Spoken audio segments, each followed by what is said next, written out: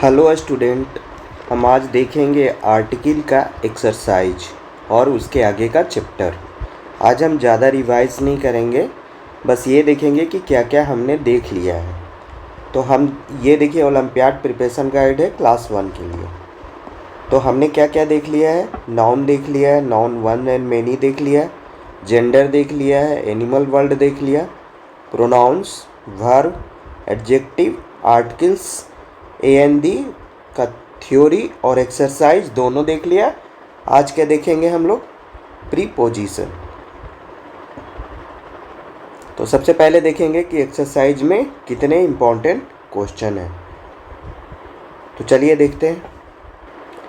ये आर्टिकल का चैप्टर है जिसमें इतने सारे इम्पोर्टेंट क्वेश्चन हैं, जिस पे मैंने स्टार मार्क कर दिया है।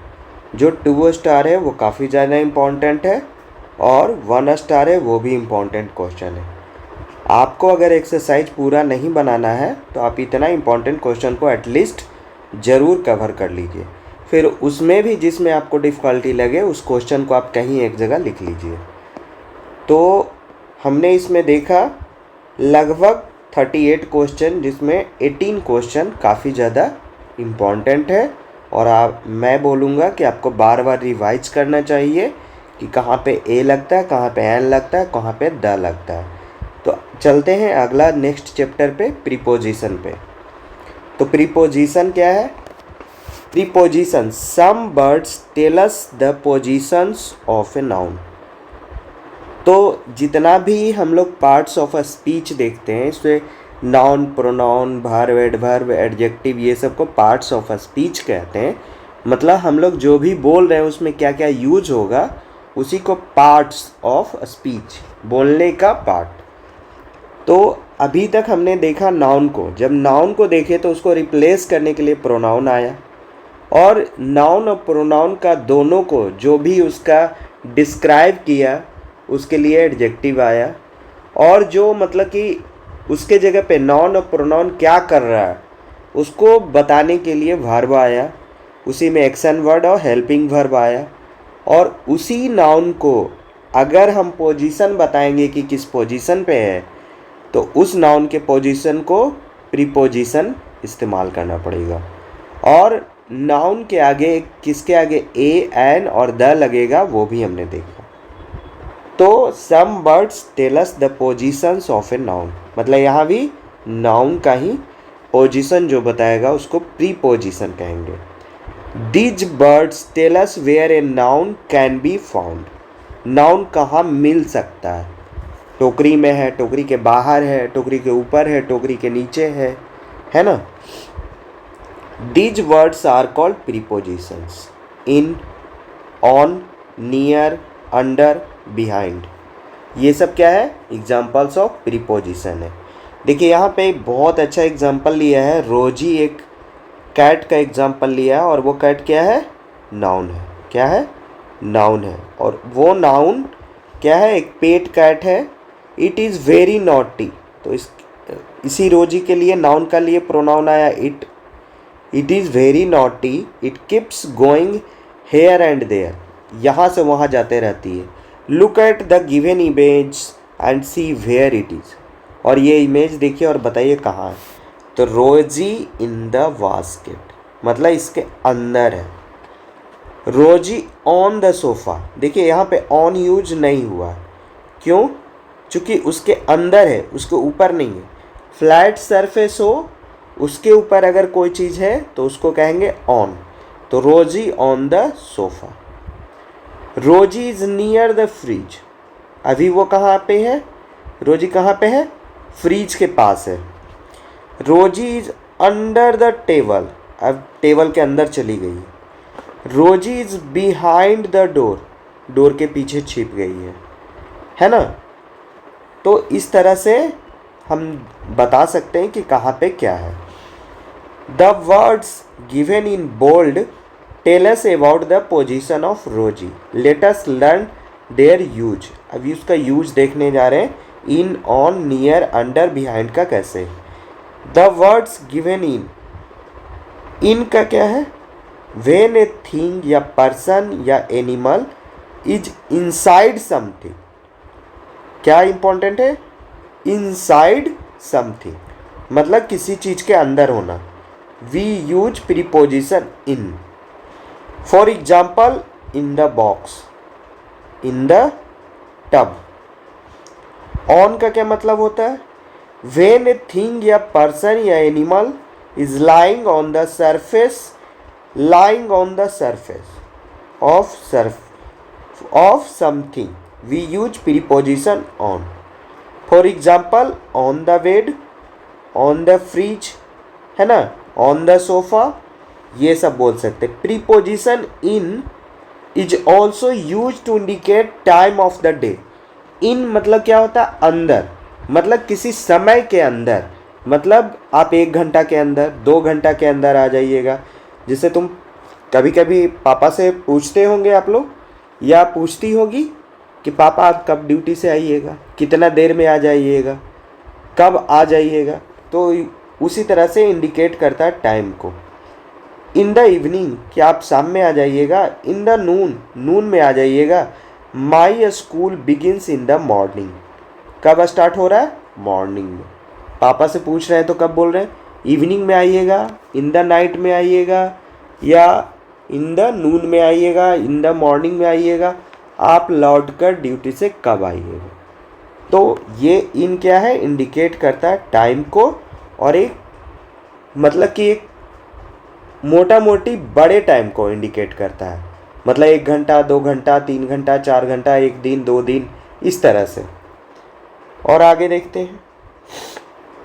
नियर, व्हेन ए थिंग या पर्सन या एनिमल इज केप्ट या लाइंग क्लोज, या केप्ट या लाइंग, या तो वहाँ पे हो या तो उसके ऊपर हो।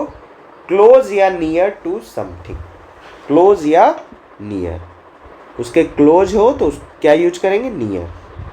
We use preposition near. For example, near the table, near the bottle.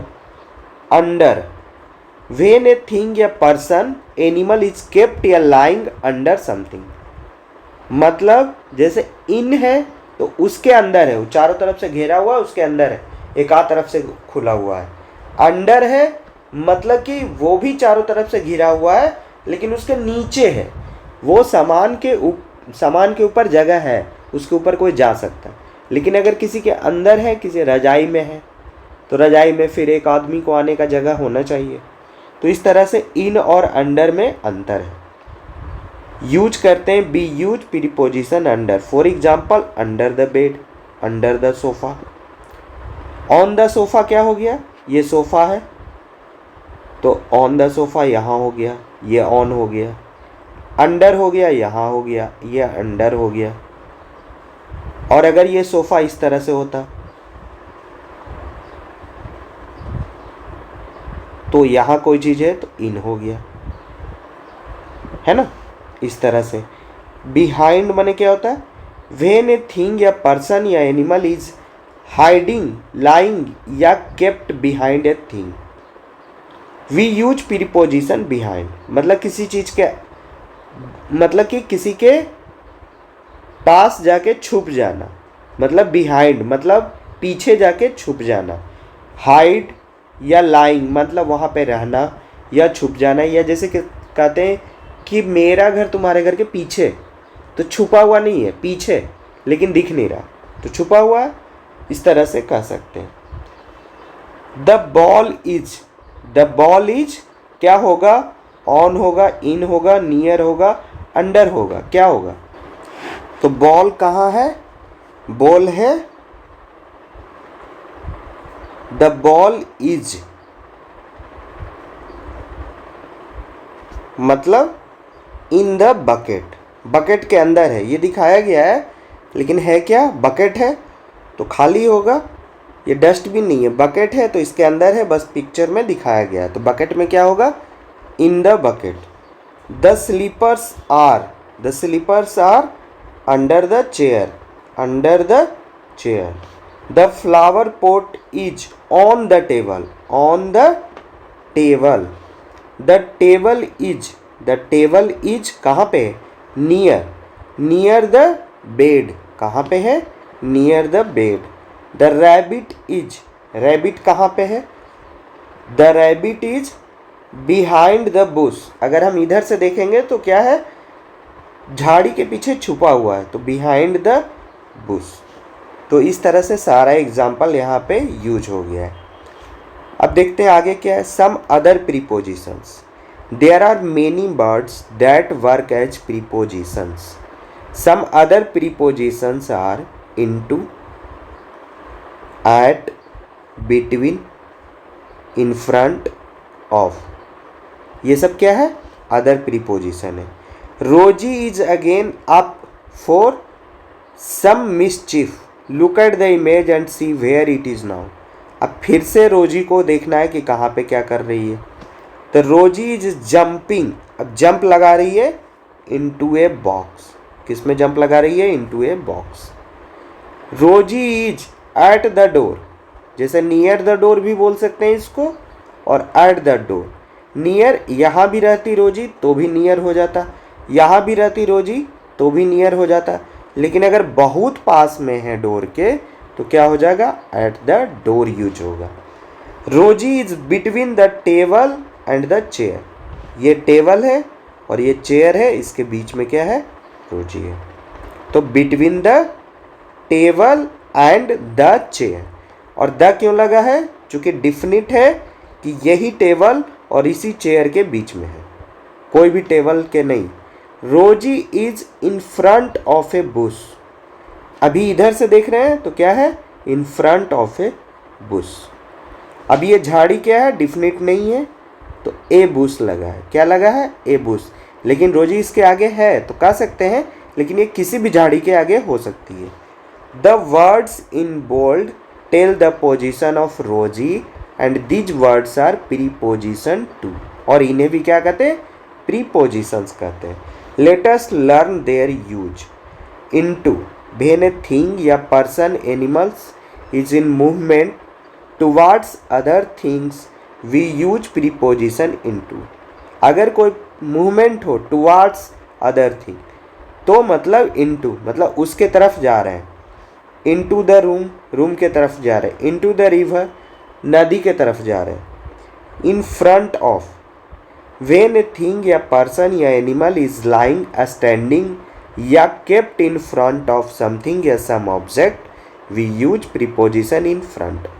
अगर कोई नाउन, अगर वो नाउन कोई है जो लाइंग मतलब किसी चीज़ के पास खड़ा है, लेटा हुआ है या उसके पास है, कोई भी ऑब्जेक्ट, कोई भी चीज़ मतलब कोई भी नाउन, तो क्या यूज होगा? In front of. In front of the house, in front of the car. Between, when a thing या पर्सन एनिमल इज केप्ट या लाइंग या standing in the middle space, middle space of two things, middle space of two things we use preposition between. For example, between the car and the box, between the car and the box. Between table and fridge, between table and fridge, etc. At क्या है? When a person, thing या animals happens to be at some place, मतलब वहाँ पे कुछ हो रहा हो, मतलब उसके एकदम पास हो या वहाँ पे कुछ कर रहा हो। We use preposition at. At the gate, at the top, at the office, office पे मतलब कहाँ है? वहाँ पे है, वहाँ पे जाओगे तो मिल जाएगा, इस सेंस में यूज हुआ। Preposition at is also use to indicate exact time, मतलब इन क्या था? एक एग्जैक्ट टाइम नहीं था, कुछ समय था, 2 दिन, 1 दिन, 1 घंटा, 2 घंटा, 4 घंटा, 5 घंटा, इस तरह से। I will meet you at 6 PM, I will meet you in the evening. तो इन लगेगा जब हम कोई डिफिनिट समय नहीं दे रहे हैं, लेकिन अगर हम डिफिनिट कर रहे हैं तो एट यूज होगा। एग्जैक्ट टाइम कर रहे हैं, एट यूज होगा। तो इस पे देखिए सेल्फ टेस्ट है। राज इज, राज इज कहाँ पे है? तो Raj is into the movie theatre, into the movie theatre कहाँ पे है? कहाँ जा रहा है? मूवी थिएटर में जा रहा है। The ball is between the box and the table between the. Geeta is in front of the car. Geeta is in front of the car. The boy jumped, कहाँ पे? जम्प्ड क्या हो जाएगा? Jumped into the river. Jumped into the river. जैसे Rosie jump कर the box में, उसी तरह से यह जंप क्या कहाँ कर गया? रिवर में। Reema is a standing. Reema is a standing कहाँ पे है? Reema standing between the sofa and the TV. तो रीमा कहाँ पे? यहाँ पे है, और ये सोफ़ा है और ये टीवी है। तो इस तरह से आपका प्रीपोजिशन चैप्टर का थ्योरी पार्ट ख़त्म हुआ। हम अगला वीडियो में इसका एक्सरसाइज देखेंगे, ठीक है? तो आगे ये एक्सरसाइज है जो हम अगले चैप्टर में कंप्लीट करेंगे। तो इस तरह से आप देख सकते हैं कि बहुत सारे प्रीपोजिशन को हमने देखा। In, on, near, behind, under, है ना? फिर उसके बाद और भी देखा, into, in front of, between, at. तो इस तरह से करके हमने कितना प्रीपोजिशन देख लिया? तो 1 2 3 4 5 6 7 8 9 प्रीपोजिशंस को हमने कवर किया और उसको डिटेल में हमने समझने का प्रयास किया। इस तरह से आज के लिए इतना ही। Thank you.